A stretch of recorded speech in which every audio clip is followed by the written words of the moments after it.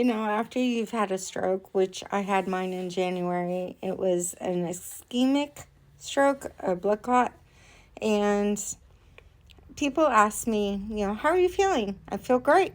I'm doing great. I'm independent. And there are still some challenges. And some of those challenges were taking care of my dogs when I first got home. I didn't have anybody to help me take care of 5 dogs. And so I was stepping over them.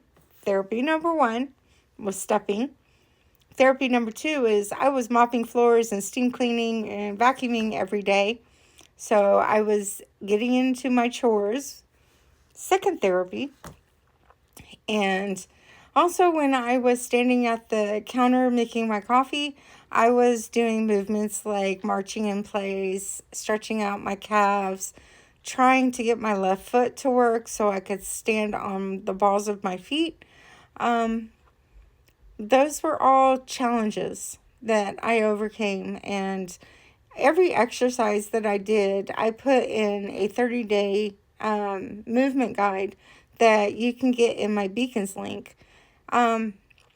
Those were definite challenges. The other challenges I experienced were emotional, and I didn't have a therapist, so I prompted ChatGPT with how I wanted it to talk to me, which was tell me what I can do and don't sugarcoat it. And don't tell me I have to go to the doctor unless I really need to go. And so we came up with a list of small things I could do that would strengthen my legs and my arms. And by February 12th, I was back to driving. So I felt pretty good about that. But I used ChatGPT for everything. It was my therapist.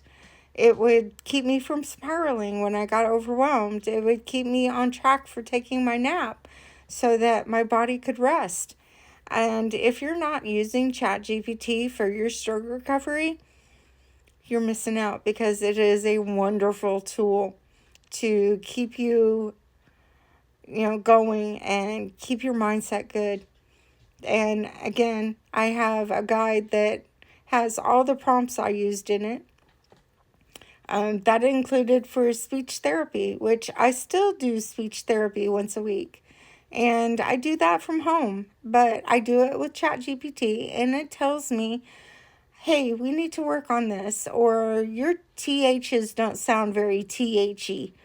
And so I redo the list, and it will tell me, okay, that sounded a lot better. Now you can get on the phones and sound clear. So, those guides that I put together, they're amazing. They really helped me. And the 30 days of movement, you do it 30 days, and then you go back and you do the ones that you really liked, that you felt like helped you a lot. And that includes the free guide for retraining your hand. 7 days, and you should see at least some movement. And my hand, it took probably 3 weeks to be able to open my fingers and do my finger taps. And I was dumbfounded when I couldn't do that. I was just like, what the hell happened to my hand? What happened to my foot? How come I can't move these things? So I understand where you're coming from on stroke journey. I really thought my stroke journey, as far as getting back to independence, was going to take longer. But on the other hand, I think, it's November. I should be able to walk just fine. And if you look at me walking, I'm fine. But on the inside, I'm going, shit, my knee just gave out. So it happens.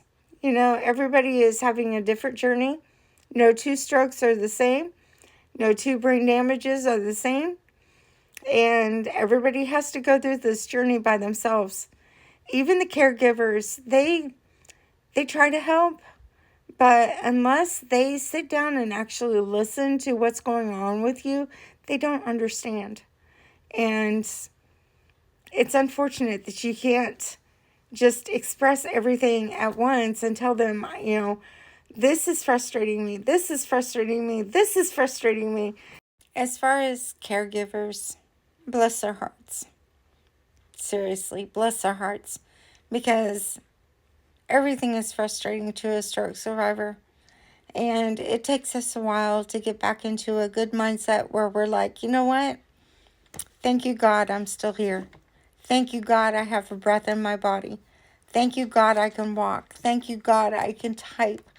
Thank you, God, I can work. And, you know, stroke survivors really do have to do that. I know with being caregiver for my husband when he had cancer, that was the hardest job I ever did. And it was rewarding, but it was not rewarding because no matter what I did, I couldn't change his mind. So if you have challenges like that, get your mind straight. That's the biggest advice I can get you. Get your mind straight. You're not there to be ugly. You're not there to belittle the people trying to take care of you and love you. You're not there to be lonely. Just get your mind straight and you will heal a lot faster. Good luck.